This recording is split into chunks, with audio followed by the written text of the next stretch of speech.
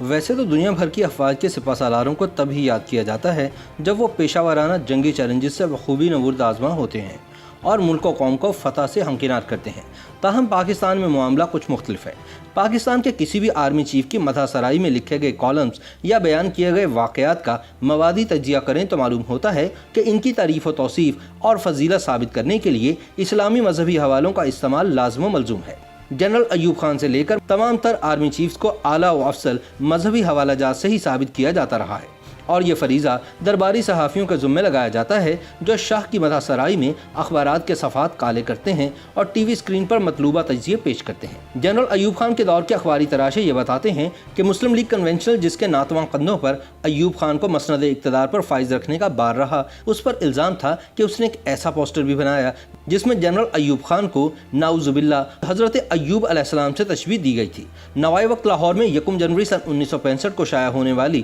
ایک خبر کے مطابق شہر میں کنونشنل مسلم لیگ کی جانب سے ایک پوسٹر دیواروں پر چسپاں کیا گیا جس پر لکھا گیا تھا کہ اللہ پاک نے بنی اسرائیل کے پیغمبر حضرت ایوب علیہ السلام کا درجہ صدر ایوب کو بخشا۔ بعد ازاں جب محترمہ فاطمہ جناح نے فیلڈ مارشل ایوب خان کے خلاف الیکشن لڑنے کا فیصلہ کیا تو ان کے مذہبی عقیدے کو بنیاد بنا کر محترمہ فاطمہ جناح پر شدید تنقید کی گئی۔ اسی طرح جامعہ اشرفیہ لاہور کے منتظم مولانا عبد الرحمن اشرفی سے منسوب ایک پرانا اخباری تراشا ایسا بھی ہے جس میں انہوں نے یہ بیان دیا کہ جنرل ضیاء الحق صاحب کو نبی اکرم صلی اللہ علیہ وآلہ وسلم کی جانب سے کئی سلام آئے اور کئی پیام پہنچے۔ یاد رہے کہ جامعہ اشرفیہ کے مولانا محمد مالک کاندھلوی جنرل ضیاء کے قریبی رشتہ دار بھی تھے۔ اب قریبی ساتھی کا خالہ زاد اگر ملک کا سپہ سالار ہو اور پھر ملک پر قابض ہو کر خود کو اس کا صدر بھی قرار دے لے اور بعد ازاں آپ کو ملک کے چند اہم ترین مدرسوں میں سے ایک کا سربراہ بھی مقرر کر دے تو کیا آپ اس کے لیے چند توصیفی کلمات بھی نہیں کہہ سکتے؟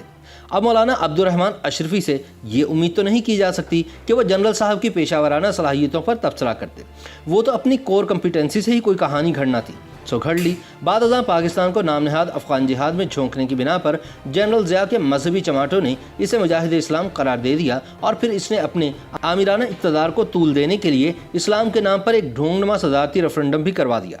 نام نہاد لبرل جنرل مشرف برسر اقتدار آیا تو فوج کے میڈیا مینیجرز اور دائیں بازو سے تعلق رکھنے والے چاپلوس کالم نگاروں کے لیے ایک بڑا چیلنج یہ تھا کہ جنرل مشرف کی تعریف کس طرح کی جائے، لیکن جلد ہی اس کا حل بھی تلاش کر لیا گیا اور پھر یہ مشہور کر دیا گیا کہ جنرل مشرف کے اسلام سے دلی عقیدت کا اندازہ اس بات سے بخوبی لگایا جا سکتا ہے کہ جب سن 1979 میں دہشت گردوں نے خانہ کعبہ پر قبضہ کیا اور ایک جعلی امام مہدی کے ظہور کا اعلان کیا تو بطور SSG کمانڈو ایک پاکستانی دستے کی قیادت کرتے ہوئے پرویز مشرف نے تمام دہشت گردوں کا خاتمہ کر کے خانہ کعبہ کو آزاد کروایا۔ حالانکہ یہ بات بالکل جھوٹ تھی کیونکہ سعودی عرب نے خانہ کعبہ کا قبضہ چھڑانے کے لیے فرانس کی انسداد دہشت گردی کے فوجی یونٹ سے وابستہ انتہائی تربیت یافتہ کمانڈوز کی مدد حاصل کی تھی۔ اسی طرح دائیں بازو کے کالم نگار ہارون الرشید جنرل اشفاق پرویز کیانی کی شان میں زمین و آسمان کے انقلابے ملایا کرتے تھے۔ اسی دور میں ان کا ایک کالم بہت مشہور ہوا تھا جس میں انہوں نے اپنے درویش کی طرف سے اعلان کیا تھا کہ کل رات حضرت عمر رضی اللہ تعالی عنہ نے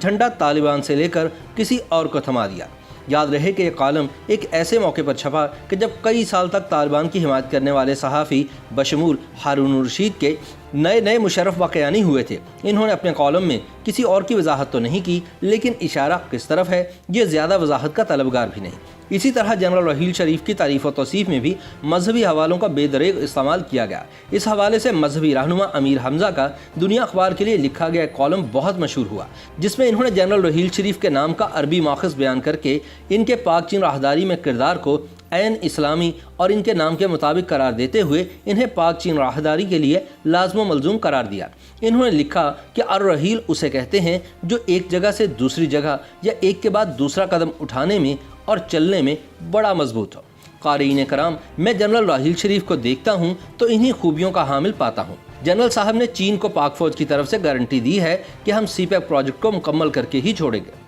YouTube پر گوگلی نیوز دیکھنے کے لیے youtube.com کی سرچ بار میں گوگلی نیوز TV ٹائپ کریں۔ گوگلی نیوز کے پیج پر سرخ رنگ کے سبسکرپشن والے بٹن پر کلک کرنا نہ بھولیے۔ YouTube پیج پر اپلوڈ ہونے والی ویڈیوز سے باخبر رہنے کے لیے بیل آئیکن پر کلک کیجیے۔ آپ کو ہر نئی ویڈیو کے بارے میں نوٹیفیکیشن موصول ہو جائے گا۔